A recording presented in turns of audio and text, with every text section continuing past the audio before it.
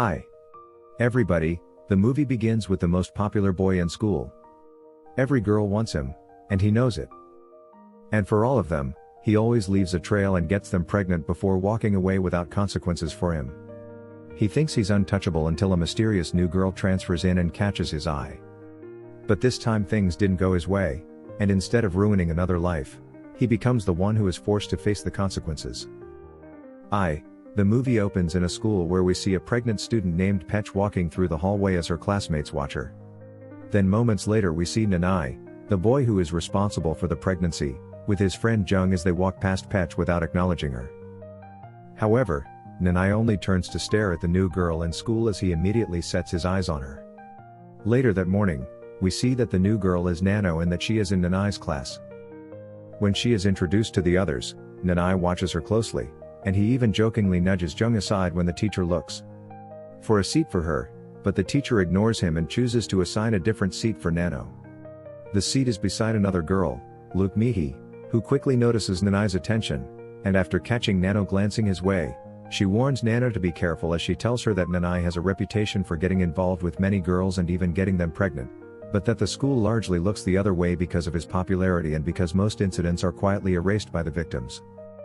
However, Nanno jokes that she'll be fine as long as she doesn't get pregnant. Later that day at lunch, we see that Luke Mihi is very angry that despite her warnings, Nanno still chose to sit with Nanai instead. Even when Jung tries to sit with Nanai, he quickly waves him off, and Zeng is forced to eat with Luke Mi and another girl called Pin. As they talk, Pin openly swoons over Nanai's charm, while Luke Mi insists that he'll disappear once he gets what he wants.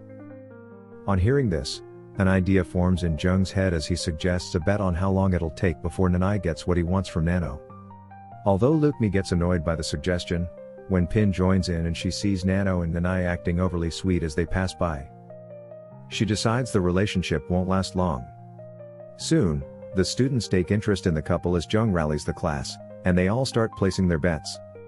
Day 1 unfolds during judo practice where Nanai easily outmatches Jung, which draws cheers from everyone only for Nanai to ignore them as he goes straight to Nanno, and they share water from the same bottle.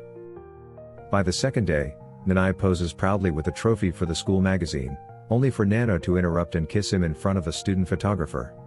He's clearly irritated. By the next day, the couple is inseparable at lunch, while Jen continues to collect wagers from students, but when he spots Petch eating alone, he deliberately skips her. Petch eventually runs into Nanno in the restroom, and as she washes her face, she tries to warn Nanno about the bet and denies pattern with the students. But instead of reacting with shock, Nanno turns the question back on her as she asks why she hadn't taken her own advice. This leaves Petch embarrassed as she tells her that she just doesn't want Nanno to end up the same way. That is when Nanno coldly replies that dwelling in self-pity will change nothing, and with nothing else left to say, Petch gives her a bittersweet smile before she walks away. After school that day, Nanno and Nanai spend time alone in the locker room, but as Nanai tries to get to business straight away, Nanno reminds him they've only known each other for a few days as she tells him that she feels it's too soon. However, Nanai insists feelings don't follow a clock as he promises that he'd do anything for her. Then Nanno teasingly asks him to wait just a little longer as she playfully counts down the seconds on the clock before they get close. Soon after, Nanai proudly shows Jung the mark left from his encounter, treating it like a trophy as the two laugh, and he brags about setting a new personal record: 3 days, 3 hours, and 33 minutes. With the outcome decided, Jung lays the stack of money on the table, ready to reveal who won the bet. As Jung starts reading out the guesses that are clearly off, Nanno suddenly appears and asks what everyone is gathered around for. The room immediately falls silent as Luki stands up and nervously apologizes for taking part in the game. But to their shock, Nanno calmly asks Jung about the bet and insists that there's nothing shameful about it as she even volunteers to help announce the winner. So, she starts reading all the guesses out loud until Jung eventually reads the next slip, which matches the exact time. Curious, Nanno asks who placed it, and to everyone's shock, the answer is Nanno herself.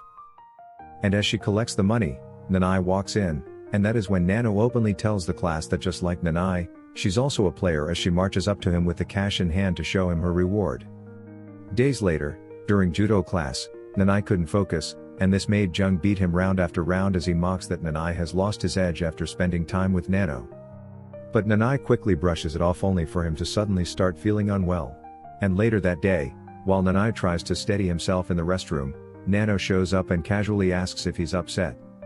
This makes his frustration boil over as Nanai tries to regain control of the situation and take out his anger on her, only to find that he couldn't perform despite several attempts. And for Nanno, she simply remains calm and unimpressed as she even teases him instead.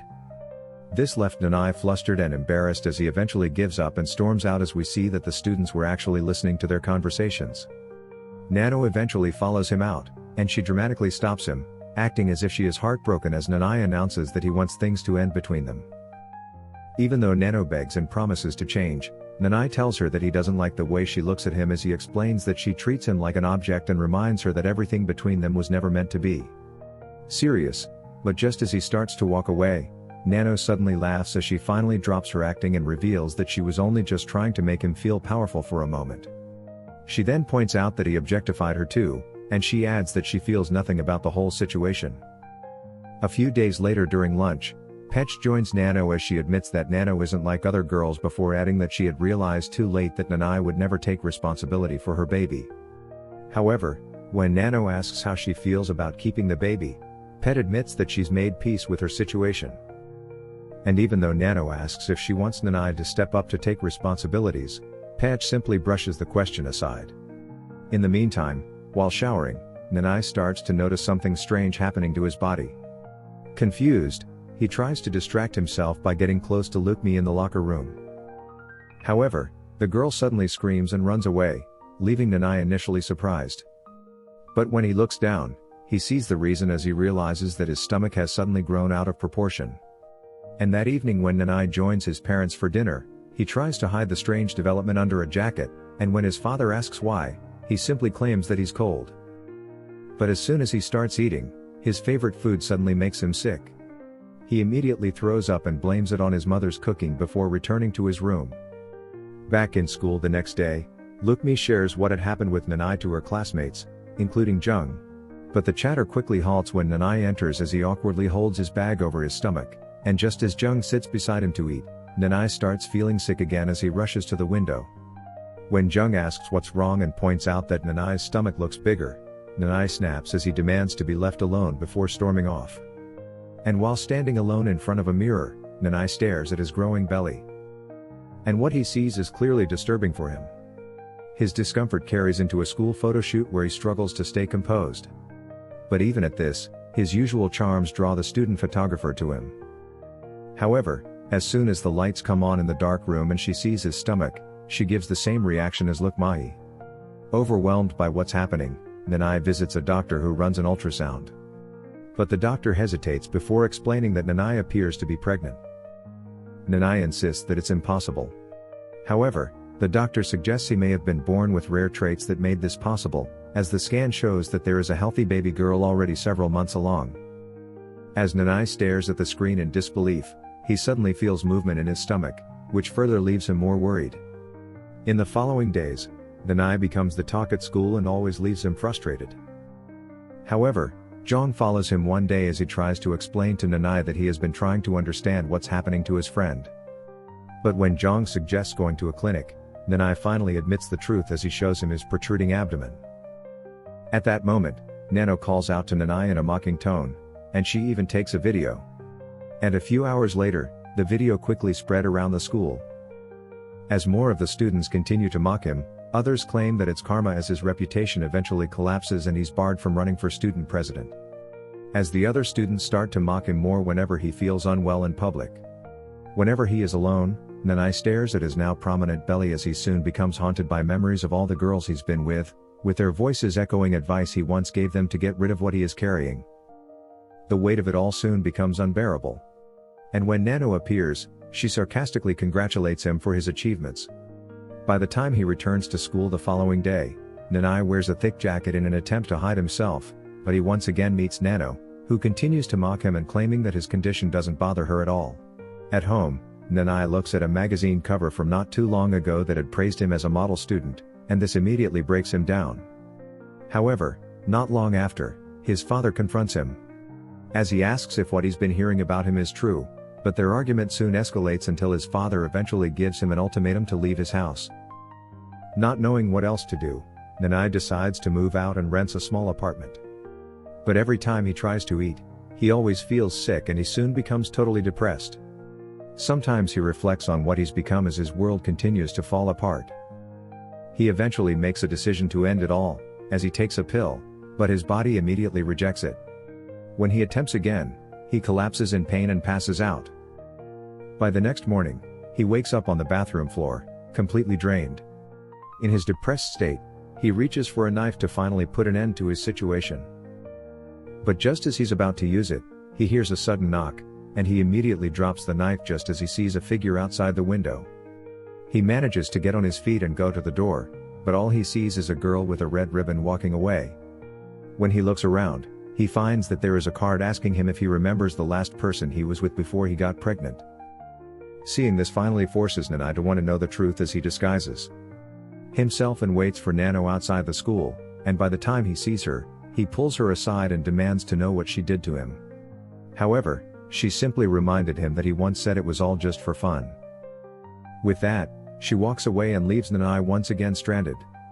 But as he walks back home, Nanai sees Peck as he calls out to her and apologizes for everything he had put her through as he now fully understands her pain. And he even admits that he regretted leaving her alone back then. Peck listens quietly, and in the end, she assures him that she's long since made peace with it as she explains that she's happy with her choice and believes that they were both responsible. She even gently reaches for his hand, and Nanai embraces her as she wishes him luck before walking away.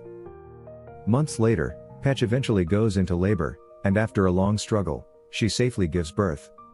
Meanwhile, Nanai goes to the doctor with the intention to end his pregnancy, but just as he administers the anesthesia and the effects start to kick in, Nanai sees Nanno beside his bed and speaking calmly to him, just as everything fades away. Hours later, when Nanai wakes, he sees the doctor explaining that the pregnancy has already reached its end. This leaves him panicked, and even though he can't handle the responsibility, the coldly tells him the choice is now his to do as he pleases. By the time he returns from the hospital, Nanai struggles to care for the baby beside him, and in his frustration, he almost acts on his impulse until he looks at his child and hears her soft sounds, and something inside him breaks. The sound made him collapse into tears as he realizes that he can't bring himself to hurt the baby. Then he hears a knock at the door once again, and while holding his baby, Nanai opens it to find Nanno standing there.